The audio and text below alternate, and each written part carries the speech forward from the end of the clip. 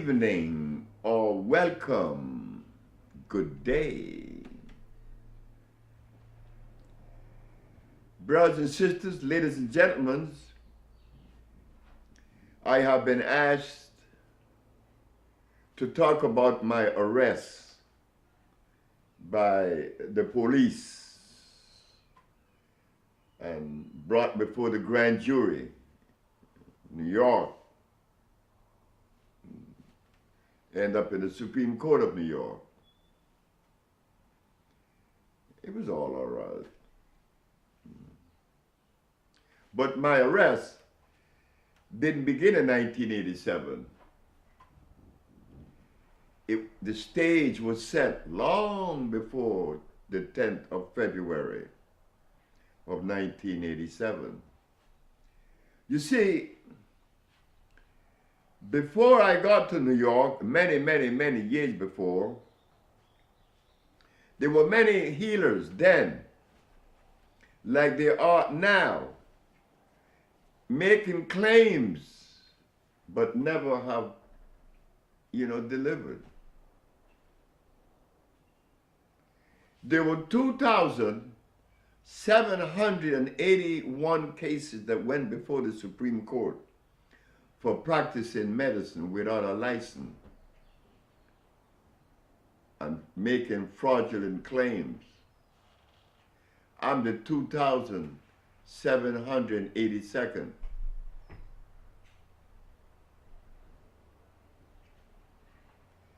When the police came, I said to them, I asked them, why do you have your gun drawn? You are in a health place, the Usha Research Institute.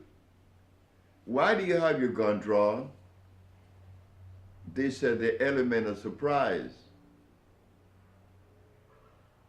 I said, but my mother told me that when I put the ad in the papers that we cure AIDS and other diseases, that you would be coming.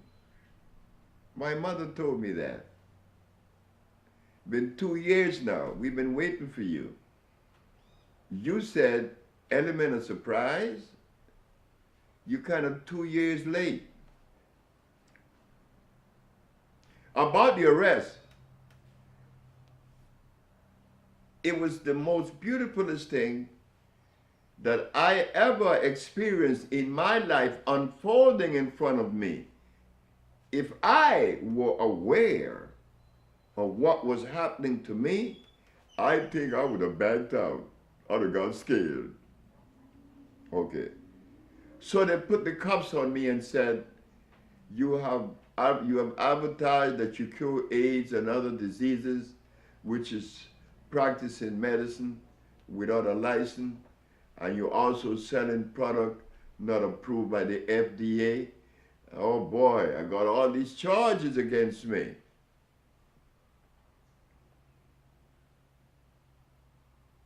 When they put the cuffs on me and they take me down the steps, guess what is about to happen?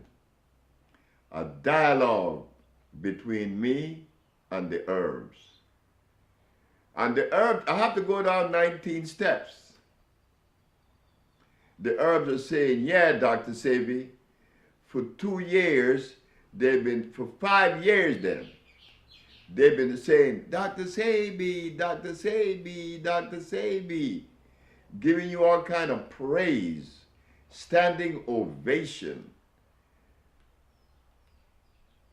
But I hope that you know we, the earth, were the one that was giving you that privilege.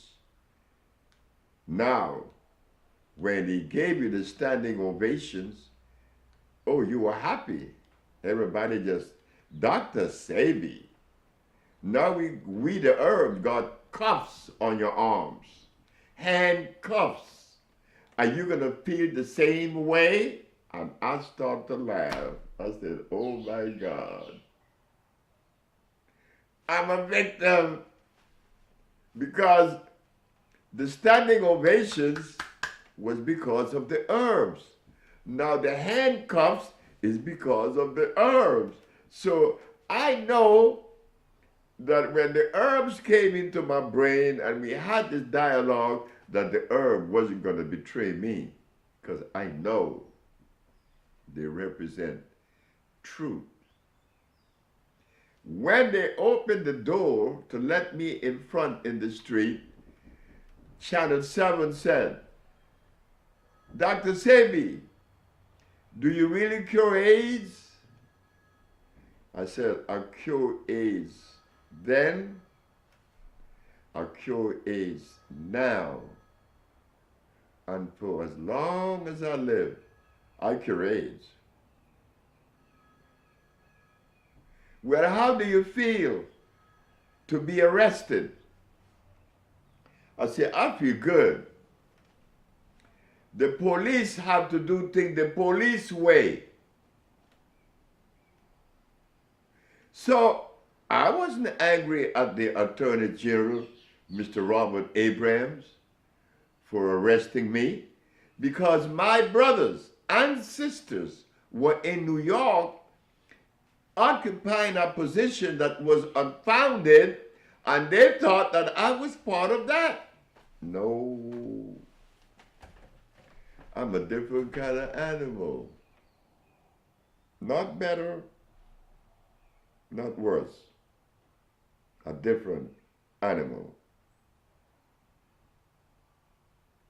Don't even try to calibrate me, because you do not have a barometer that could measure what I am and who I am. That also would be a mechanical measurement. So don't even go there. I too cannot calibrate you. So when I gave that response to Channel 7, the police then said, "Why do you have to tell them that?" I said, "But you guys acting crazy with me.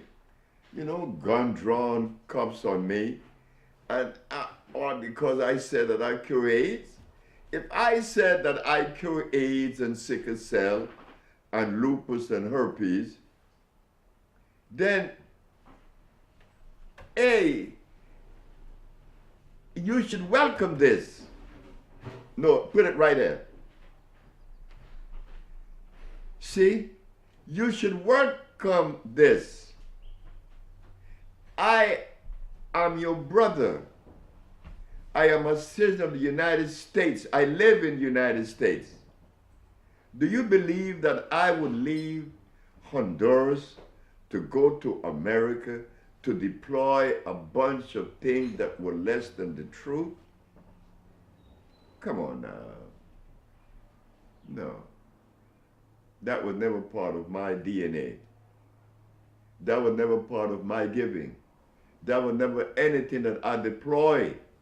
I don't do that. I never have done that. So they put me in the car and took me to the precinct. When I got to the precinct, the officer that is going to fingerprint me and put the number on my chest said to the officers, "You guys messed up." I said, "Why you say that?" "Because this man really healed." They said, I asked him, "How do you know?" He said, "Because you healed me. I had gout." I said, "But I've never seen you." He said, "No, I sent a black policeman to tell you that he had gout and he brought me the medicine or the compounds." I said, "Why didn't you come?" He said, "Because, you know, I don't know if you love white people, the way you talk. That's me, you know. I'm so certain that everybody think that I'm angry." I said, "You don't know if I love white people." I said, "I don't know of any black person that hate white people nowhere in the world. It is impossible for a black person to hate a white person. That is impossible." Why? Because our DNA does not represent that. We die for you. We fight wars for you. I was in the Merchant Marine for 10 years for you. What? That was the dictate. He said, thank you, man. Thank you. I said, thank you. You see, the perception or the myth is that to be black, you gotta hate white, you gotta hate Chinese, you gotta hate Arabs, you gotta hate Eskimos, not to mention Indians or natives. No. To be black is to be sweet. To be black is to be a servant. To be black is to serve. And there's no better position. So, I'm thrown in jail, and here comes the day of the trial.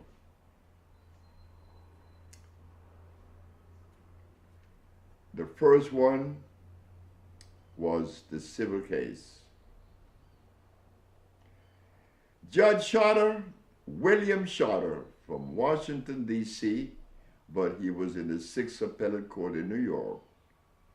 He was the judge that let me out on my own recognizance.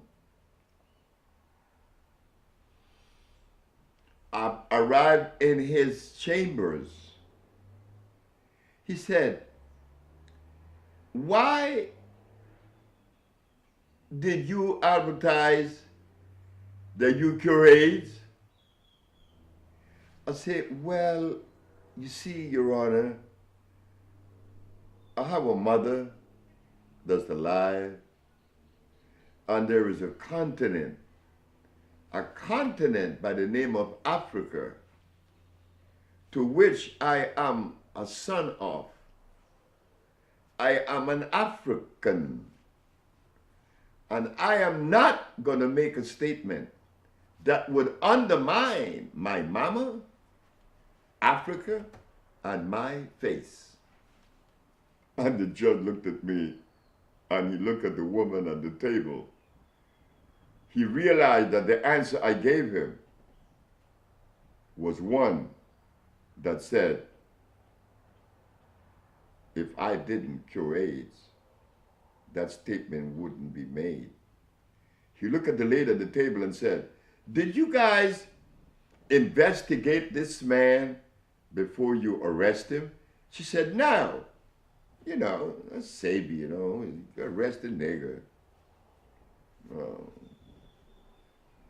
So the judge said, you didn't investigate the man before you arrest him? She said, no. The judge said, well, the answer he just gave me, he cure AIDS. You guys are going to be in trouble.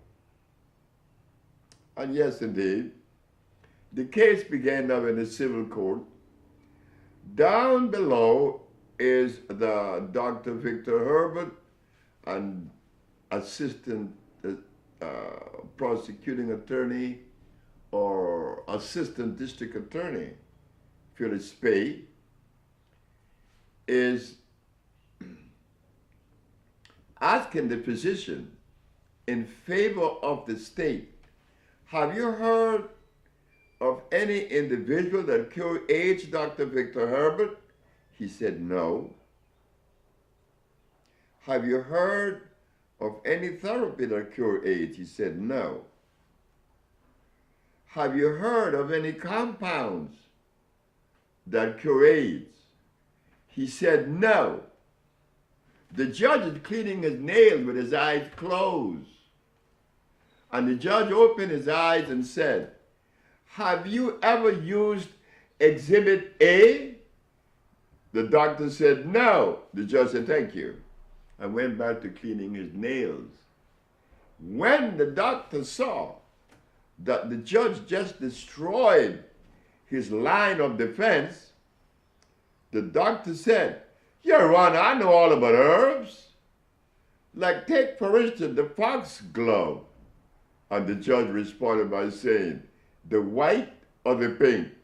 I said, now how in the devil does this judge know about herbs?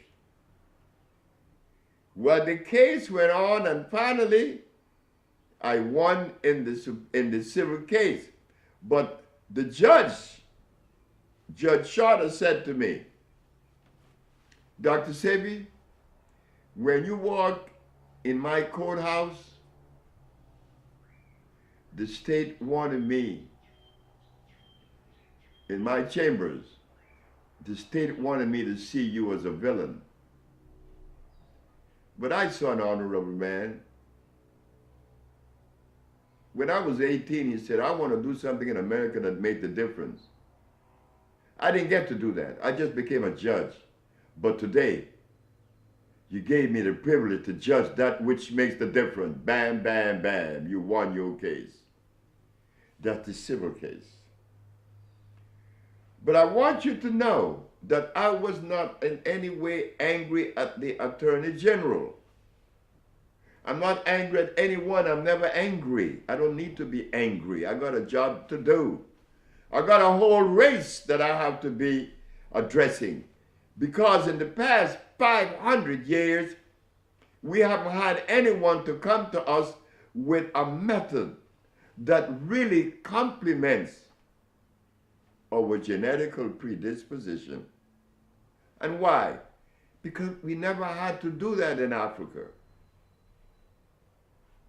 Then they put us through this thing we call slavery, disconnecting us from home. I'm not blaming Black America for not knowing certain things. I'm saying though, this I am saying, that since the standards, the bar has been raised and standards have been set, why do you continue to offer substandard treatment? Dr. Sebi proved that yes, he cured AIDS. Yes, he cures sickle cell and lupus and herpes and blindness and others. Now, the judge said you have to go to the Supreme Court now on the criminal side. I went to the criminal side. That's the side that is really, really, really the beautiful side of this program. I sat there, and the judge said, will you please begin? I said, I don't know where to begin. Begin any way you want to begin. I said, well, I will begin with 3 questions.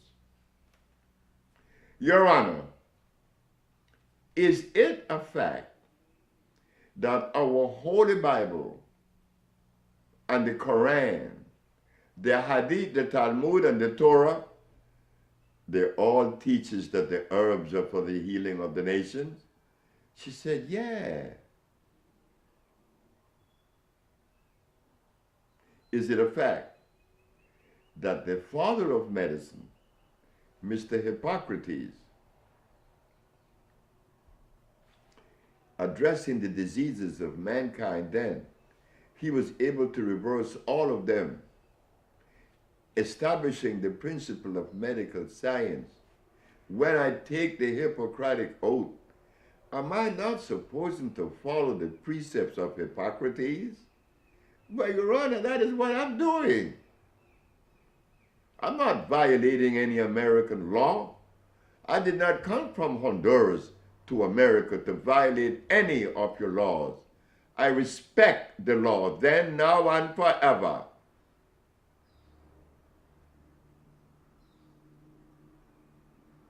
Did he use herbs or chemicals? She said, herbs. Last question. Your Honor, is it a fact that nature, that science teaches that the human body is carbon-based and that the substance that complements, the only substance that complements the human body is a carbon-based substance?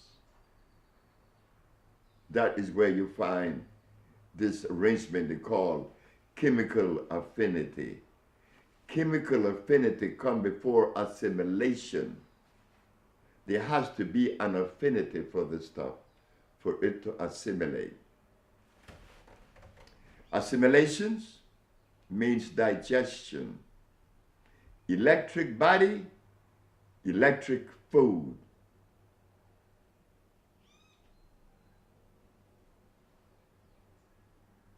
Carbon-based body, carbon-based food. She said, yes. I said, thank you. I rest my case. Are we going to get a response from what this man just said? And who is she asking that to? The team of doctors that were there representing the state, and Dr. Victor Herbert was at the head. What kind of response are they going to give? You see, we black people, we live in a world of fear, and a world that is so far from reality. It begins with candomblé, obatula. We talk about the orishas. We talk about obia. But nowhere in this arrangement of spirituality could we extrapolate a component that we could use to address the state of the race of today. Nowhere, and not one ingredient, but I believe in it. I believe in spirituality when I believe in nothing. I don't even believe in me. I don't have to believe in me. I live me. This stuff about belief, this is why the Attorney General got in the predicament with me that he got into. He should have never arrested me. But then again, I can't talk like that. That's hindsight. That's after the fact. I was supposed to be arrested. Because my mother had told me that in placing the ad in the papers, that I would be arrested. She knew it. You see, my mama was tired of hearing people tell her that I was lying. And she said, well, I'm going to fix them. She called me, I was in D.C. She said, son, do yourself a favor. Nobody believe what you're saying is true.